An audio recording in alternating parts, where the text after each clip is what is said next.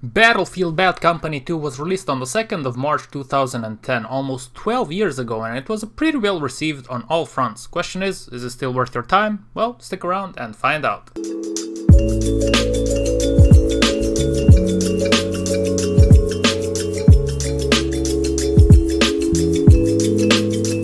I will say this, your crosshair in this game is uglier than dried horse shit that was stepped on the side of the road. It's big, it's thick, and it makes the game feel really old and outdated. Also, the fact that you don't have an FOV slider makes this game feel like you are playing it through lenses as you progress in the competently designed levels that are offered here.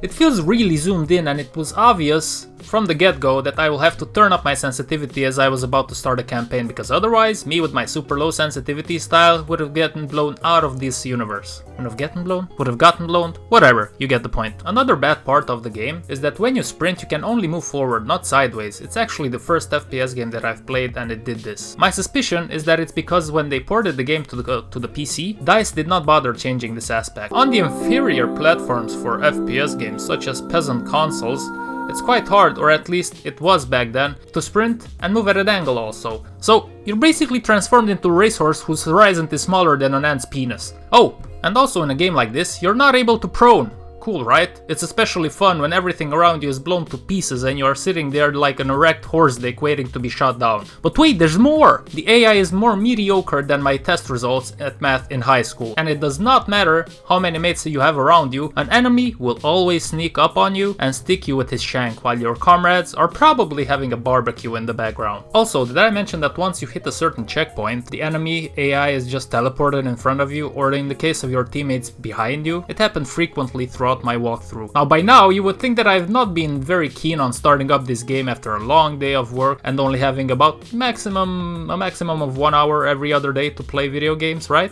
Wrong, because this is a really good game otherwise.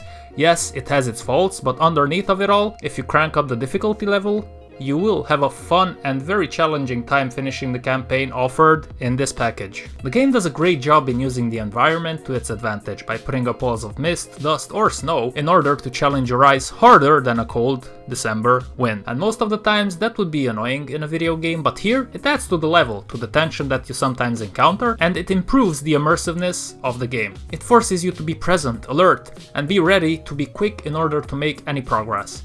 And I very much enjoyed that aspect of the game. Yes, the graphics are a little bit dated by this point in time, but if you're one of those people that enjoy gameplay over graphics, this will be a fun adventure for you. It's not that it's a bad looking game, because it's not. But it is 12 years old, and at this point in time that will be noticeable. The aim punch is quite strong when you get hit, and that offers an extra layer of challenge to the overall experience. Unlike some other Call of Duty games, for example, in this game you don't get shot down out of nowhere. And the game is pretty fair in that regard. You will almost always know where you messed up or where the enemy was when he put you down, which is something that you can't always say in these short FPS campaign experiences. The level design is pretty solid, as the game will put you in all sorts of places and weathers that will offer nice variety to the overall experience. I keep saying overall experience, guys. Can somebody write a better script for me? You will not feel that the game is repetitive in any way, shape or form, and the levels feel fresh and quite fun, especially the mountain one, where you have to fight frostbite besides the comrades that are on the field. You will also end up driving a few machines such as off-roaders, ATVs, tanks and helicopters, which is quite awesome, and it's quite interesting to see how they managed to put everything in there into a short-length campaign. Now I say short, well, the campaign is about 6 or 7 hours long on the hardest difficulty. You can finish it a little bit faster if you are playing it on a normal difficulty and you're a little bit more experienced, so it's very short.